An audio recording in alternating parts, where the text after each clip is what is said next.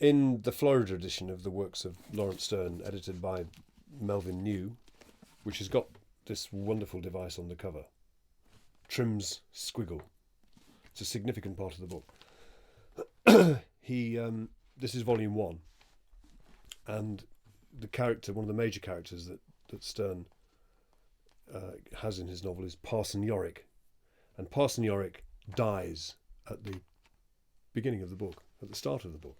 The book's only just begun, and already a major character we're bidding farewell to, and it's a moving death scene. Sterne is very adept at getting the right sort of degrees of sadness and poignancy within this particular death, I think. I'll read it to you.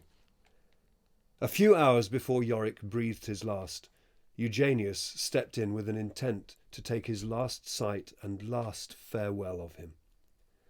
Upon his drawing Yorick's curtain and asking how he felt himself, Yorick, looking up in his face, took hold of his hand, and after thanking him for the many tokens of his friendship to him, for which he said if it was their fate to meet hereafter, he would thank him again and again, he told him he was within a few hours of giving his enemies the slip forever. I hope not, answered Eugenius, with tears trickling down his cheeks, and with the tenderest tone that ever man spoke. I hope not, Yorick, said he. Yorick replied with a look up and a gentle squeeze of Eugenius's hand, and that was all. But it cut Eugenius to his heart.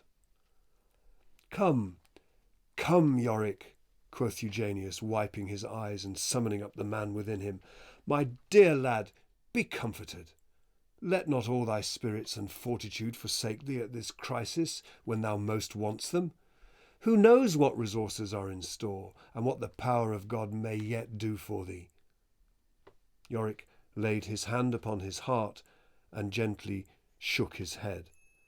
For my part, continued Eugenius, crying bitterly as he uttered the words, I declare I know not, Yorick, how to part with thee, and would gladly flatter my hopes, added Eugenius, cheering up his voice, that there is still enough left of thee to make a bishop, and that I may live to see it. I beseech thee, Eugenius, quoth Yorick, taking off his nightcap as well as he could with his left hand, his right being still grasped close in that of Eugenius, I beseech thee to take a view of my head. I see nothing that ails it, replied Eugenius. Then, alas, my friend, said Yorick, let me tell you that 'tis so bruised and misshapened with the blows which, and here there are 5 asterisks, and 5 asterisks, and some others have so unhandsomely given me in the dark, that I might say with Sancho Panza that should I recover, and mitres thereupon be suffered to rain down from heaven as thick as hail, not one of 'em would fit it. Yorick's last breath was hanging upon his trembling lips, ready to depart as he uttered this. Yet still it was uttered with something of a Cervantic tone, and as he spoke it, Eugenius could perceive a stream of lambent fire lighted up for a moment in his eyes.